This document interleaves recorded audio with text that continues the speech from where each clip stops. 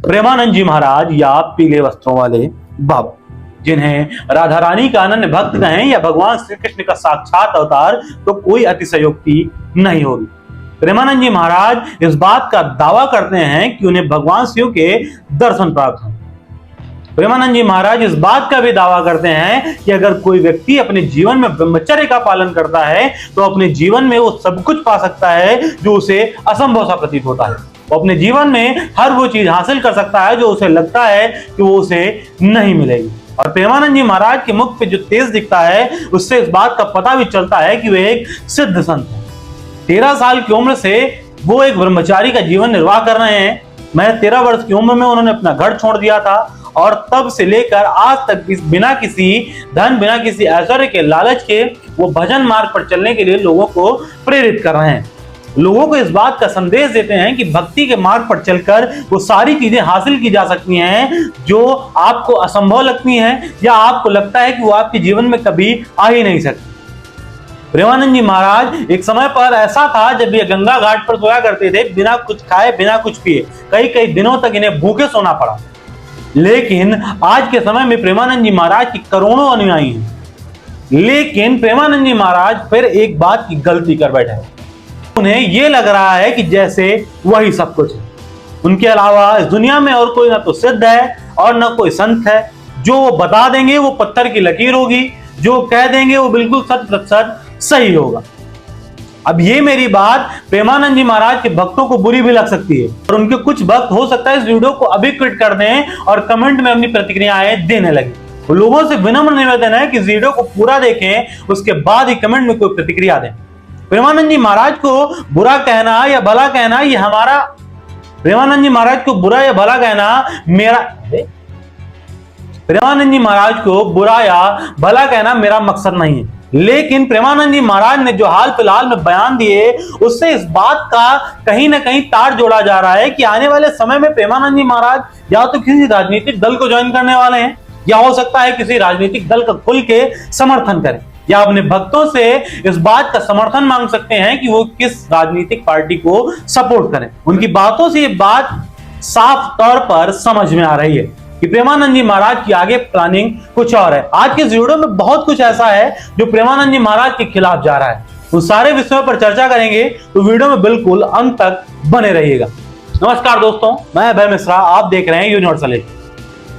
आज की कहानी एक ऐसे संत की है, एक ऐसे महान संत की है जिसे आध्यात्म की दुनिया का वो सूरज माना जा रहा था जो शायद ही कभी अस्त होता। एक ऐसा सूरज माना जा रहा था जिसके प्रकाश से पूरा संसार जगमगा उठेगा। सारे भक्त इनके मार्ग पर चलेंगे, इनके बताए हुए मार्ग पर चलेंगे और अपने जीवन को सफल बनाएंगे। लेकिन इनके ऊपर वो बात कहीं ना कहीं 100% सही बैठती है। जब नाश मनुष्य पर छाता है पहले विवेक मर जाता है। प्रेमानंद जी महाराज जी ऐसे एक संत थे जो बिना किसी का फेवर किए, बिना किसी का विरोध किए, किसी के ऊपर टिप्पणी नहीं किया करते थे। लेकिन अब वो एक अपराधी का समर्थन कर रहे हैं, एक ऐसे अपराधी का समर्थन कर रहे हैं जिसने लाखों लोगों का, जिसने हजारों लोगों का घर लूट लिया, जिन बदमाशों ने पुलिस का जीना दूभर कर दिया। अब प्रेमानंद महाराज उन बदमाशों को निर्दोष बता रहे हैं और कहते हैं कि ये व्यक्ति निर्दोष था और इसे दौड़ा दौड़ा कर मारा गया, जो बिल्कुल गलत है। प्रेमानंद जी ने जो हाल फिलहाल में 5 सितंबर को एक एनकाउंटर हुआ मंगेश यादव का, उनके ऊपर एक ऐसी टिप्पणी करी, उस एनकाउंटर के ऊपर एक ऐसी टिप्पणी करी जो सभी लोगों के लिए मानने लायक नहीं है। प्रेमानंद जी महाराज के कुछ भक्त तो इस बात को मानने तक को तैयार नहीं है कि महाराज जी कोई ऐसी टिप्पणी भी कर सकते हैं। उससे पहले प्रेमानंद के जीवन के ऊपर थोड़ी सी चर्चा करते हैं। प्रेमानंद का जन्म कानपुर के सरसौल ब्लॉक के अकरी गांव में साल 1972 में हुआ था।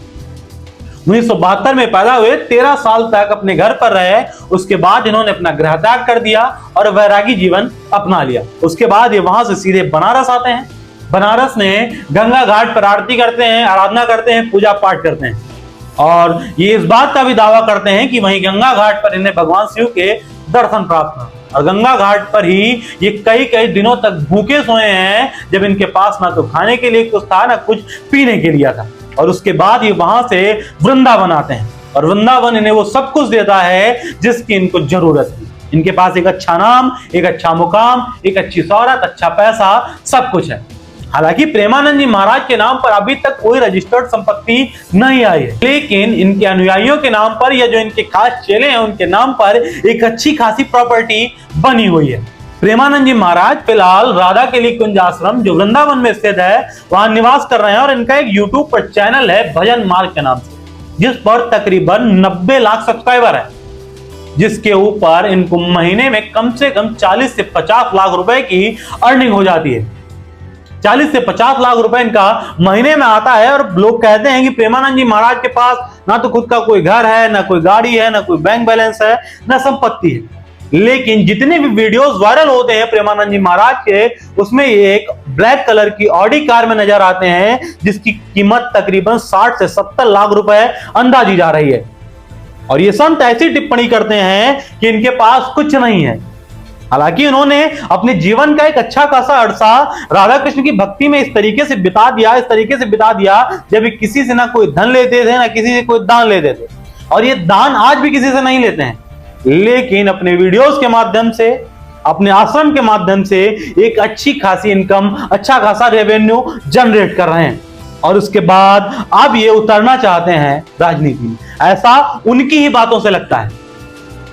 हाल फिलहाल में जो 5 सितंबर को एनकाउंटर हुआ, उसमें प्रेमानंद जी ने सीधे सीधे शब्दों में कहा कि वो व्यक्ति निर्दोष था, उस व्यक्ति को दौड़ाकर पुलिस ने हत्या कर दी, और इसे एनकाउंटर नहीं कहेंगे क्योंकि एक बनी बनाई साजिश थी, एक प्री प्लान मर्डर था। उन्होंने कहा कि इसको हत्या की गई, और जब इसका मुखिया देखेगा, उन्होंने कहा कि मंगेश यादव भगवान का दास था, और जब इनके मुखिया यानी कि भगवान श्री कृष्ण जब इस बात को देखेंगे तो जिन्होंने इनका एनकाउंटर किया है उनकी क्या दशा होगी, इस बात का अंदाजा भी नहीं होगा, गति बहुत बुरी होगी।